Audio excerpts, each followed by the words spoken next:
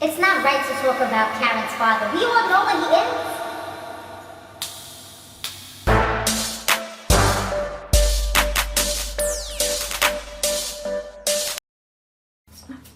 Hey, Samore Love Bugs, you have now tuned in to my Mob Wives recap. Guys, be sure to subscribe to this channel if you have not yet done so. Share this video wherever you like to share videos. Don't forget to give it that good old thumbs up. Okay, alright. So, this episode, it was okay. It wasn't like something that totally blew me away. There were some parts that were kind of, to me, it was kind of dragging. And I was just like, And then they left it with a cliffhanger where we're all like, okay, so what's going to happen in the warehouse? We start off with Drita and Big Ang. They were just kind of catching up, talking about things that occurred. Big Ang, she's pissed because she can't work at the bar anymore and things like that. She also mentions that she's going to be doing a big birthday bash because her throat cancer is gone for right now. It's in remission. Also, she just had like a few crazy things that occurred to her as far as like her business getting taken away and other things that happened. So she's just trying to do it big for her. I think it was like her 55th birthday or something like that. She just wants to just enjoy life. And, you know, I don't blame her. And Karen, she tells Renee that something went down with her and Storm. It looks like they had like a domestic violence issue. She does mention that she came home. I guess they were both out. She came home to her house and he's sitting there on the couch like on some crazy, what movie was that? Why Did I Get Married Part 2, where Janet Jackson was sitting on the couch. Was it Janet Jackson sitting on the couch? I think it was her. And then she had like that bottle, or was it him? It was him that had the bottle of liquor and he like threw it all over her. And she just got pissed one day. She was breaking up everything. Y'all remember that? I kind of have it mumbled in my head. But y'all know what scene I'm talking about if you ever saw that. So anyways, back to this. So then Karen, like I said, she tells Renee all these things. And Renee's just like, you know, this sounds very unhealthy. You need to leave. And she's like, yeah, you're right. That's exactly what I'm going to do. And I'm like, okay, we'll see. We'll see. Because this dude done pretty much, from my eyes, from looking over here, it looked like he done cheated on her. And she still believed what he said and took him back. So, I mean, you're giving him a whole bunch of leeway and giving him a whole bunch of ropes to hang himself with. And he continues to hang himself, but yet you keep on giving him these ropes and allowing him to have more opportunities. So, I don't know. Big Ang and her husband, they're arguing because she feels like he's not pulling his weight. And I had seen him on some reality show. I think it was Marriage. What's a Marriage Boot Camp? It's Marriage something else. I can't remember the name of it. But it's on VH1. And it was a whole bunch of people that was there. I kind of just gave up on it halfway through. But the few episodes that I did see, one of their main issues between her and her husband was the money issue. She says that he's not really doing what he's supposed to do. He doesn't bring home the paychecks.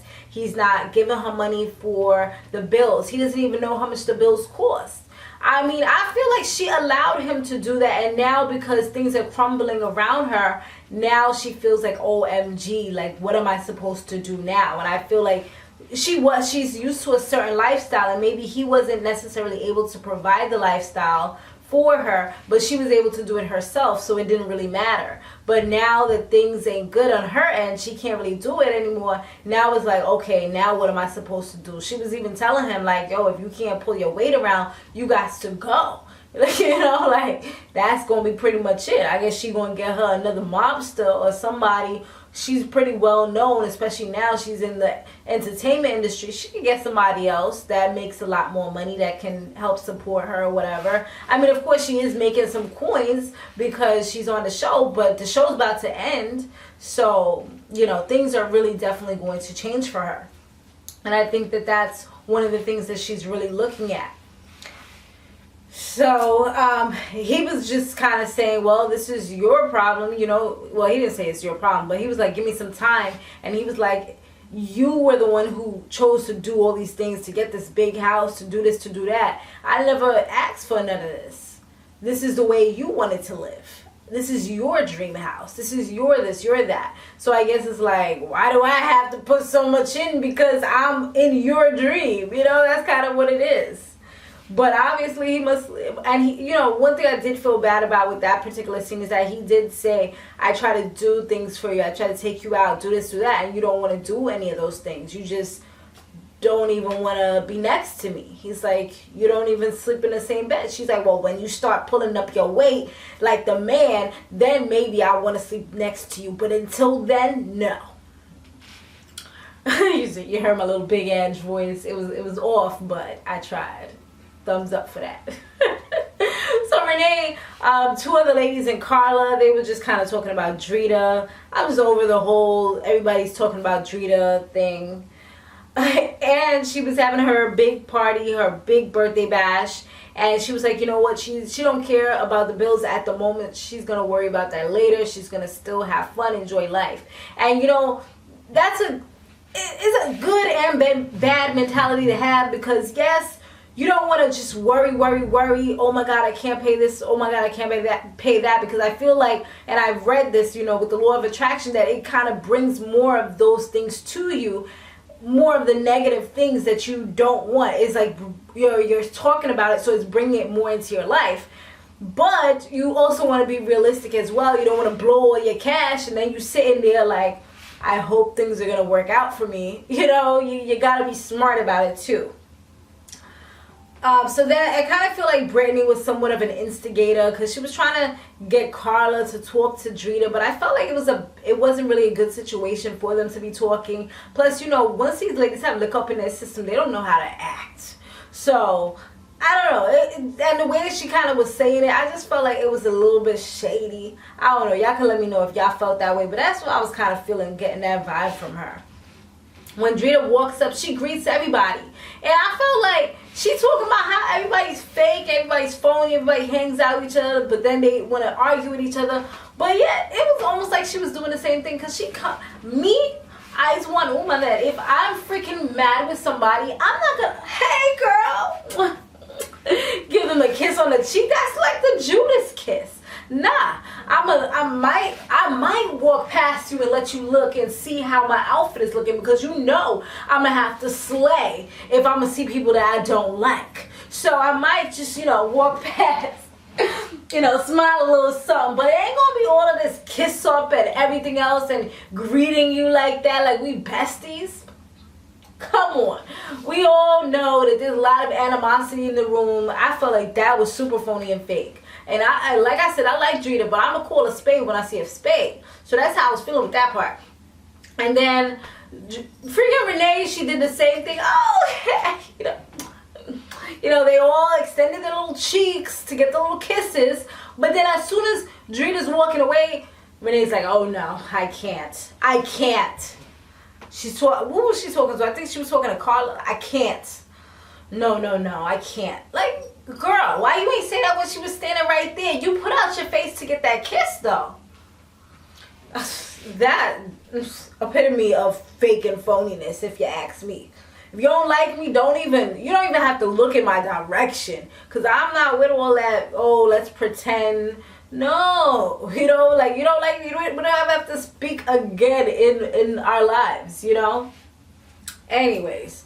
So Drita and Marissa, they seem to have cleared up their little situation. But that is another thing that seemed fake because later on Marissa was still talking about Drita. So I'm like, that was fake and phony. And Drita kind of came up with a fake story. Fakeness. A fake and phony.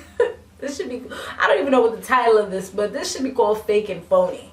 I mean, if it's not, then it should be. I'm going to see what the title is when I upload. So yeah, at the party, some guy, he kind of called Karen out and said something about your father's a rat.